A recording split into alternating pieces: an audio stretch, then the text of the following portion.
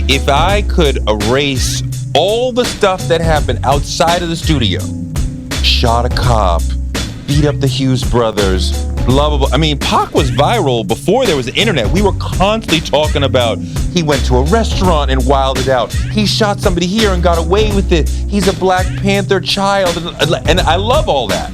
When we're talking about Big, 3K, KRS, Chuck, the greatest MCs, I'm like, Pac is not rapping on that level. Yeah. We can feel where that man came from.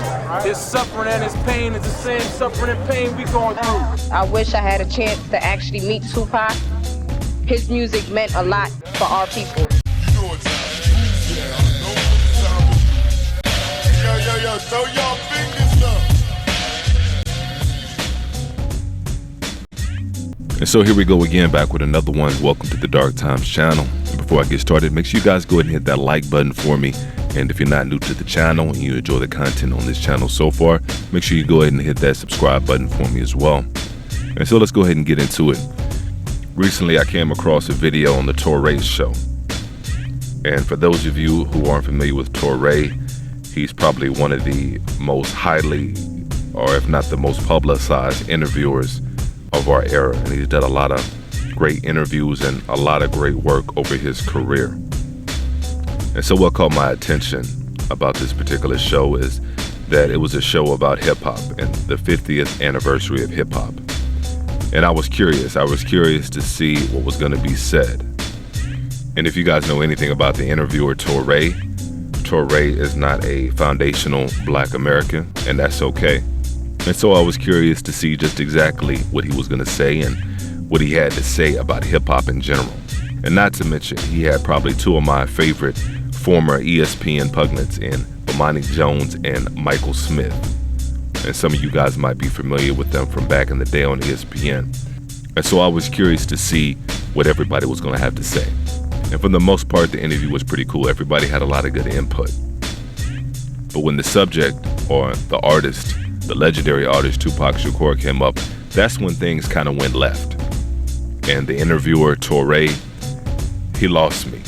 It's wrapped in the conversation about Pac. Yeah. And when we're talking about Big, 3K, KRS, Chuck, the greatest MCs, I'm like, Pac is not rapping on that level. Yeah. And so as I was listening to Toure during this conversation, and when he was talking about Tupac, I was like, okay, this is somebody that doesn't understand the lineage. This is somebody that doesn't understand the pain of the so-called Black American within the United States. This is somebody who just doesn't get it. This is somebody who's almost just living vicariously through the music. As they're listening to the music, as they're listening to this rap music, hip-hop music, they're bobbing their heads. They're listening to the lyrics, analyzing the lyrics. Oh, that sounded good. This sounded good. Oh, that was a good rhyme. Oh, that was clever. Oh, that's cool. And that's okay. That's okay within music. Obviously, music is meant to be taken in different ways. But at the end of the day, music is supposed to move you. Art is supposed to move you in one direction or another. It's supposed to make you feel something. It's designed to make you feel something. And in my opinion, and of course it's just my opinion, there was no other hip-hop artist, at least mainstream, that was better than Tupac Shakur at that, at making you feel something.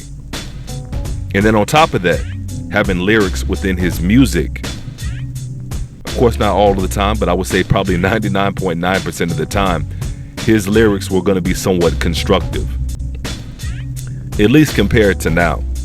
You know, of course, Tupac Shakur had a lot of music about chasing girls and chasing women, but that's understandable for a man that was in his early 20s and teens. He was going through that with the rest of us, chasing tail and chasing after women. And so, of course, he's going to rap about that.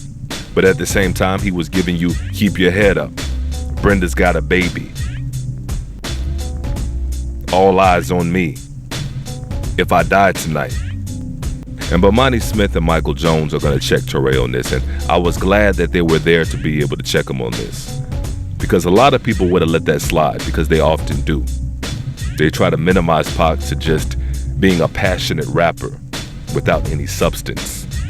I was talking to my man about this, who was like, when he plays Me Against the World, it is his cousin's life, right? It's not his, but like all the triumph, all the tragedy, everything else, he hears that life. Like there's a whole subset of people, and I always said I recognized I was not into Pac like that growing up, like other people were. Because quite honestly, man, we was kind of Huxtabling over here. You know what I'm saying? Got these professor parents. We got this pool in the backyard. I'm looking at Pac like, damn, dog, be easy, man. It ain't that bad. But for him, it was that bad. And those times were that bad for so many people. And those people who hear Pac and they're like, this is my life. This is my story. This is my struggle. Nobody's ever hit in that way for people who were in that space. And so Bomani Jones hit the nail right on the head. I'm somebody that grew up somewhat middle class. Not upper middle class, not lower class, right about middle class. I had both parents in the household. And so I'm somebody that can relate to not experiencing everything that was in Tupac's records. Definitely not experiencing poverty, not experiencing growing up in a single parent home. And so I couldn't relate to that, but I could feel the experience coming through the record. I could feel that. And then on top of that, records like Me Against the World, as Bomani Jones brought up, that's something almost every young black male could feel. And I can't speak from a female point of view, of course, but from a black male point of view, I would say that's probably something every young black male could feel. And I knew what it was like to be wrongly accused of this and that. I knew what it was like to be pulled over by the cops because you fit the description of somebody, basically because you were in the wrong neighborhood or they thought you were in the wrong neighborhood. I knew what it was to be singled out and accused of something you didn't do as a young teen, and then have the cops take you home to your parents and have to explain why they're taking you home in the back of a squad car. I knew what it was like to feel helpless and like nobody understood what it was like to be a young black male in America. But when you put on a Tupac record, you felt like somebody understood. Yeah, Tupac talked about getting high, smoking a little weed, but it wasn't on no party shit. It was getting high to take the pain away, to make it through another day. Most of his songs, the majority of his songs, were talking about and describing the same pain that almost every young black male in America could feel. And not even just so-called black people. There's a reason why Tupac Shakur had Tony Danza from Who's the Boss writing him in prison. There's a reason why Jim Carrey was writing Tupac Shakur in prison. Those individuals may not have been able to understand the totality of what he was talking about, but they could feel it. And that's exactly what Michael Smith and Bomani Jones were trying to get across to Touré. You gotta feel this. This is not something just to dissect and talk about the interesting wordplay that an artist used. It's more than that. It's spiritual. And Tupac was probably the most conscious rapper that we had at that time. Now, the Tupac that came out of prison, that was a different Tupac. And he told us before he went to prison that it was going to be a different Tupac. I have no patience for anybody that doubts me. None at all. It's too hard out here. You know what I'm saying? If my people don't stand up for me, who is?